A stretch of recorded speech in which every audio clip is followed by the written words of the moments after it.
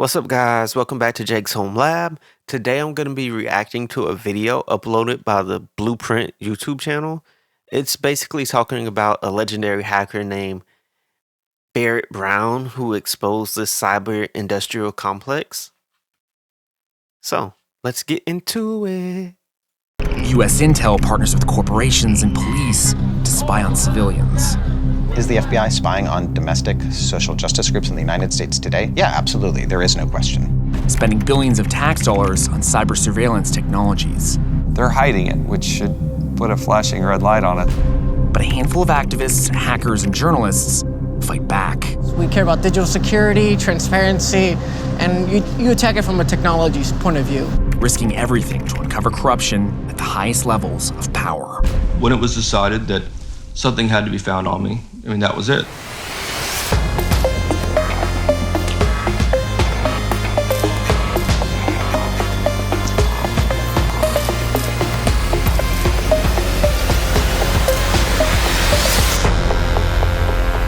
Cyber war. Edward Snowden blew the lid off of the surveillance powers of the American spy machine. And part of his unprecedented leak was exposing the cyber-industrial complex for what it was, a network of private security and tech companies collaborating with U.S. intelligence agencies. Companies were making money hawking wares to spooks to spy on regular people, but that was 2013. I want to know if the government has backed off or stepped up their domestic surveillance programs. I doubt it. So I'm in Dallas to meet a guy who I've been wanting to meet for a very long time. His name is Barrett Brown. He did actual time for exposing the cyber-industrial complex. Recently released and under house arrest, I caught up with Barrett at his office. So you gotta make some phone calls. Yes, we have to call the VOA, which is my halfway house, and we have to ask them why it is that I am not allowed to do an interview with you. Record your message at the tone. Press any key or stop talking to end the recording. They did that on purpose. It's Barrett Brown. I was calling to see if the BOP had gotten back to you with the wording I had requested. Just give me a call back when you get a chance. Thank you. I mean, you're not even an inmate right now. You're not in a prison. No, there's but absolutely even then, why can't you talk to the media? There's no stipulation against it whatsoever. You know, you reported on the cybersecurity industrial complex, so to speak. How much do you think that's changed since you got out? Very frightening situation where you had the government allying with companies to go after activists and journalists and use disinformation, use criminal hacking techniques that you and I would get arrested for. Even when that gets out and gets covered. They call those hacktivists or a nation actor. Covered by major news outlets, and there's calls in Congress for investigation. There are no consequences ultimately. People have to decide if they want to be effective or if they want to work within a system that's broken. Love him or hate him, Barrett is a legend in the hacker world. He was famously referenced on House of Cards and is an OG of anonymous reporting. He's also obsessed with revealing the covert actions of US intel, and did 4 years in prison for offenses in connection to a hack of the private intelligence company, Stratfor, a company he was ordered to pay almost $900,000 in damages. Sheesh. As part of the conditions of his house arrest, Barrett needs to conduct regular drug tests at a nearby halfway house. How'd it go? Yeah, good. I just had to piss in a cup and breathe into a tube. And it turns out I was not drunk and not under any drugs that they can detect. And you're off in a month? Yeah, a little over a month. I'll be on probation. Probation is easy. It doesn't involve anything at all. I mean, prison's not a bad deal. Like, people shouldn't be, scared of prison. People should be actively putting themselves in positions where they might have to go to prison. I personally want to commend the people who do that, but me personally, I ain't going to jail. Nope. Not for nobody. Everyone needs to stop being such a giant pussy in this country. I guess I'm one of those. So do you think your sentence was too harsh? So I remember reading about it and thinking, they're going really hard on him. And to me, it seemed like a bit of a shot at the bow at all hackers and leakers and anybody who's doing this kind of work, that this could be your fate. Yeah, there was definitely a movement among the federal government throughout the Obama administration to go after journalists and leakers and people involved in this sort of anonymous movement. The US government spying on its citizens is hardly new. That's the sad thing about it. You got to think about this whenever you go ahead and work for the government. When you work for the government, you become one of theirs. They own you. If anything happens, if they feel like they want to put you in jail, you're going to go to jail regardless. It doesn't matter. Back in the 70s, anti-war activists stole FBI documents proving the Bureau illegally spied and disrupted the civil rights and women's rights movements. That infamous FBI program, COINTELPRO, was supposed to be about stamping out domestic communism. Barrett says the cyber-industrial complex is basically just COINTELPRO 2.0. COINTELPRO was a template for a lot of the things that are still done in different ways. There's disinformation, there's stirring up of paranoia so as to interfere with operations. Those are generally the same objectives that these companies were trying to achieve against activists today. Essentially, they're just doing a lot of the things that we've seen done by the KGB and the CIA and FBI over their long and sordid history. Using the data from hacktivists, Barrett reported on how for-profit security companies were targeting activists. He exposed their strategies for gathering personal data on family members, threatening journalists, and leaking false documents to discredit WikiLeaks. The FBI will provide documents on one group of people to Stratfor. Now, if you and I went to the FBI and said, hey, we want everything you know on our enemies, we probably wouldn't get that. That's the framework for fascism, that kind of relationship. Are there things a private cyber-industrial complex company can do for an intelligence agency that an intelligence agency can't do? Remember, there was a lot of companies that were working with the FBI to come after me, and there was discussions about how to get me thrown in prison. If that was their goal, then they were successful because you went to jail for a few years. Yeah, absolutely. I mean, they have, when it was decided that something had to be found on me, that was it. Yep, exactly. Barrett's claim of the establishment trying to silence him might seem paranoid. But when I returned to Vice a few days later, I got some disturbing news. So I found out that Barrett Brown was taken back into custody for speaking with me. That's a direct violation of his First Amendment. Yo, that's wild. See what I'm saying, though? If they want to get you, they gonna get you. Rights, and underlines the risks of taking on the cyber-industrial complex. Journalist Barrett Brown is back in custody after speaking with us about his role fighting the cyber-industrial complex, a web of partnerships between U.S. intelligence and for-profit corporations, and is a reminder of the risks of taking on the spy community. But Barrett's not the only one dedicated to exposing their secrets. I'll say it again. The records of government are the property of the people. Reclaim them. Hack the FBI. Thank you. This is Ryan Shapiro, an animal rights activist turned transparency researcher whose work the FBI is literally labeled a threat to national security. He stopped protesting animal abuse when his fellow activists started getting convicted as terrorists. Now, Ryan uses the Freedom of Information Act, or FOIA, to show the cyber-industrial complex is illegally targeting activists. So you told an entire room full of hackers to hack the FBI. Why'd you do that? Transparency, very much including the Freedom of Information Act, is an absolutely essential part of a viable democracy. And yet, the FBI and other intelligence agencies view the Freedom of Information Act as a threat to national security. This leads to the outrageous state of affairs in which the leading federal law enforcement agency is in routine and flagrant violation of federal law. What do we know about FBI surveillance from the FOIA requests that people have made about activist groups within America? The FBI explicitly has understood and understands largely any genuine threat to the status quo, especially coming from the left, as a direct threat to national security. Usually, the FBI believes with some sort of foreign influence. What do you think the current state of surveillance of activist groups is? Is the FBI spying on domestic social justice groups in the United States today?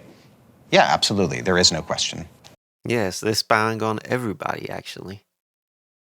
All of us is just a number in the system. They are. I mean, we know it from documents that I and other folks have been able to get from the government through FOIA after years of the FBI saying, no, we don't have anything on Occupy. No, literally nothing. We literally have nothing on Occupy. Suddenly they do. Suddenly they do. And Ryan Shapiro is not the only one using the Freedom of Information Act to prove U.S. authorities are spying on activists. I'm in Chicago to meet Freddie Martinez, a technologist and transparency activist who used the same FOIA system to uncover that his own city's police department was secretly using a device called an IMSI catcher, which collects all nearby cell phone communications without warrants or any public oversight. What's up, Freddie? Hey, Ben. How you doing? Nice to meet you. Nice to meet Freddie. you too. So you're from Chicago? Yeah. Born and raised? Yeah, completely. What's your organization about? So Lucy Parsons Labs, we care about digital security, transparency, and you attack it from a technology point of view. You're obviously concerned about surveillance. Yeah. Right? What kind of surveillance? So the FCC requires people to get licenses for turning on IMSI catchers, but they also have very strict rules about regulating its use, and it seems that the police don't really follow them. Correct. Yeah, one of the girls just kind of organizer here. She's been on her phone a lot. You guys picking up any information where they're going, possibly? Freddie captured this audio from a police scanner. The Chicago Police Department used a Stingray IMSI catcher to monitor an activist's cell phone during a protest. Yeah, we're keeping an eye on it. We'll let you know if we hear anything. She's spending a lot of time on the phone. Do you ever feel like The sad thing is, they literally can turn anything that has like a speaker in it, you can turn it into a microphone, and that's more than likely what the government does. So they're literally watching everything you do.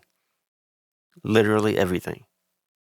Like you're going to be, or you are being watched by the authorities? I don't really worry about the question. I just hope that there's enough political support for people that do interesting things, and hopefully that protects us all. Do you think that there's this relationship where private corporations get to do things on behalf of governments? They will go to law enforcement and say, use our technology, but only on our conditions. And one of the conditions of Stingray or IMSI catcher is that you can't tell the public about it. Private corporations are dictating the policy. It is also the case that the FBI will tell prosecutors to drop cases rather than reveal their methods. That is just crazy. See, that's how they know they're wrong in doing it, but they're trying to keep it a secret. Freddie is referring to contracts tech companies force police departments to sign to use their equipment. Federal intelligence agencies will broker these deals and include clauses prohibiting the police from making public any information about the technology, even if that means dropping child porn or mafia cases, relying on the tech for evidence. That's absolutely crazy. Sad, actually. Where's this going? Forget 4 years. Think 10 years down the road. Do you think what you're doing is going to be, in the end, useless and we're just hurtling towards this surveillance state? We've been doing this for about 3 or 4 years, and there have been some really fascinating outcomes. There are states now that are pushing these warrant requirement bills on things like Stingray. There are people that are pulling the plug on surveillance companies like Geophedia. And so, it's easy to get nihilistic about the future and say, well, it doesn't really matter. But there are victories along the way, and so it's important to just keep fighting. I'm in Chicago, where the police department has been using shady cell phone monitoring tech called IMSI catchers on activists. They're illegal to turn on without a license, but anti-surveillance activist Freddie Martinez built his own and promised to show me how it works. Come back with a warrant. Hackers. What's up, man? Hey, Ben. Come in. Snowden. Snowden? Yeah. I think she might be a little cuter than Edward Snowden, to be honest with you. Yeah. So you actually have built the software for an IMSI catcher, but you can't turn it on.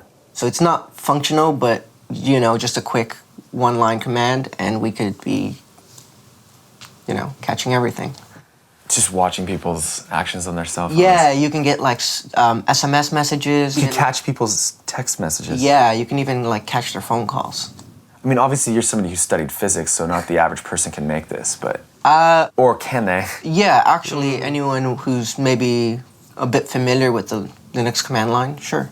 And, what did you make it out of? So we have a Raspberry Pi, which is $50 computer, Lime SDR, which is a software-defined radio, and that's it. That's crazy. And then, do you want to show me? Yeah, so basically I can decide which subscribers I want to grab I can grab all of them. I can configure sort of the country code. I can configure the name of the cell phone tower. And then I can configure whether or not I actually, want to tap.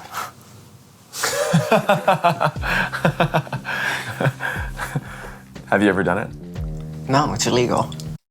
He's definitely done it. You can tell by how he said it. He's done it. But why is the Chicago Police Department using this technology? Do beat cops really care what activists are up to? So we're really excited right now because a cop has now agreed to speak with us about social media surveillance and the use of things like stingrays and IMSI catchers. It's a guy from the CPD here in Chicago. It's a really difficult thing to do to get a cop to go on the record because, as you can imagine, the Brotherhood keeps a tight lip.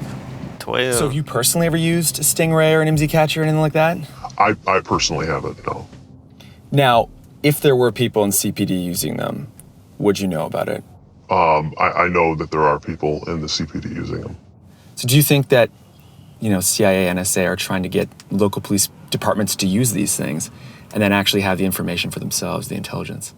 To use the equipment, there's always a catch where the information then needs to be dumped into a data pool, and the company will allow us to have that information per deployment with the knowledge that they're going to take that information to and do with it, what they will.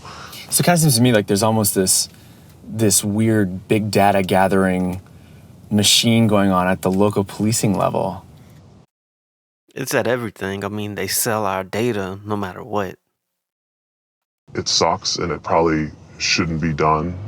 But at the end of the day, I don't think there's a team of guys that are reading everybody's text messages.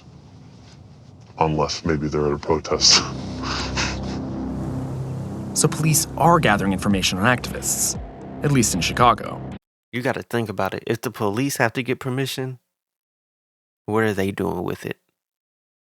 But how is that intel making its way to the federal agencies? To find out, I'm in San Francisco with Nicole Ozer, an ACLU lawyer who revealed that state and municipal police are covertly spending billions on surveillance tech like IMSI catchers, then passing the info they collect onto the feds. Do you see some of this stuff being an extension of COINTELPRO that the FBI used to do?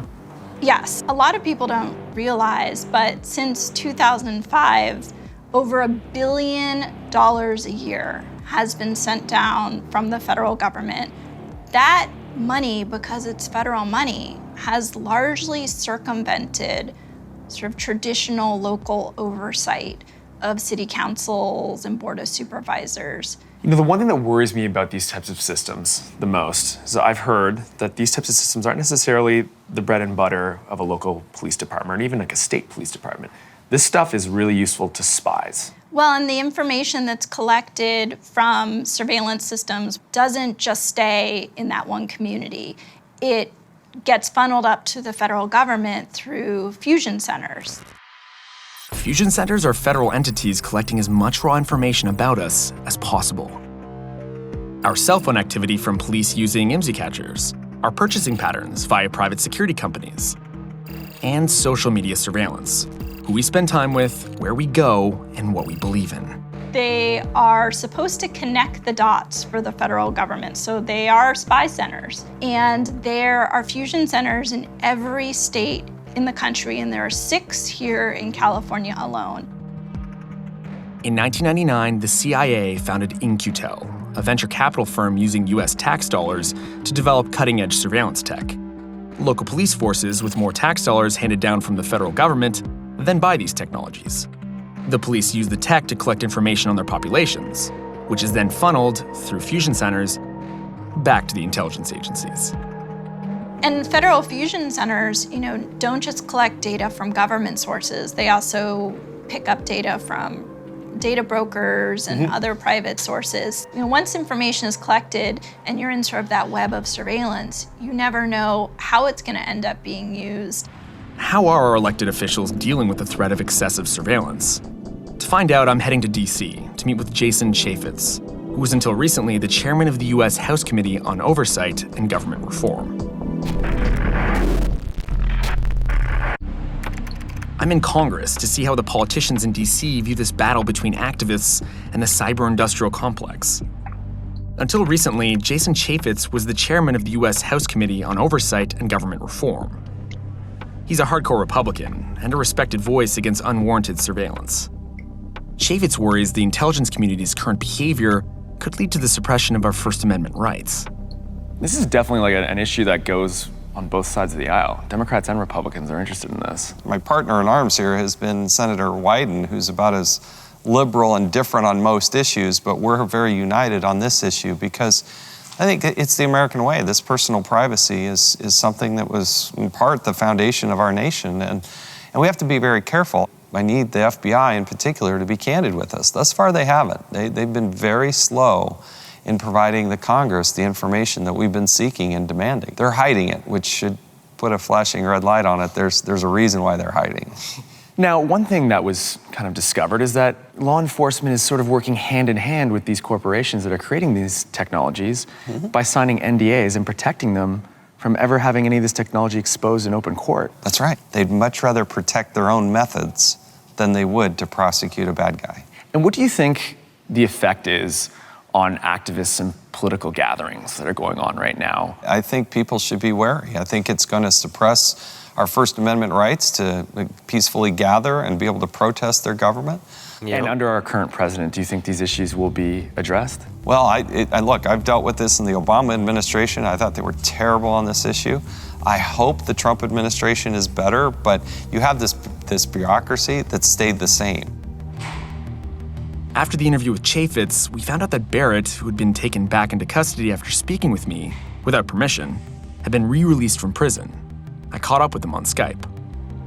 Yeah, so sorry about getting you in jail. Frankly, good that it did happen so people can see the full extent of this. I mean, do you think you have a mark on your back, so to speak, because of the work you've done reporting on this cyber industrial complex? These people understand perfectly well that they have a green light, de facto, to go after activists and journalists, so long as they do not hit that artificial threshold of attention. So today you're on probation.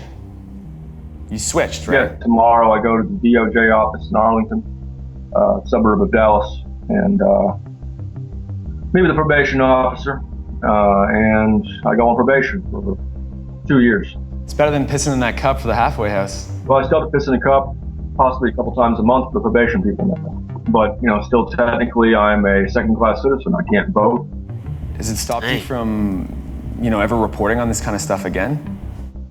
No, I'm just not going to report on it from here anymore. I'm going to get it as far away from the effective grasp of the U.S. and its private partners in industry, and continue this work in a more aggressive fashion.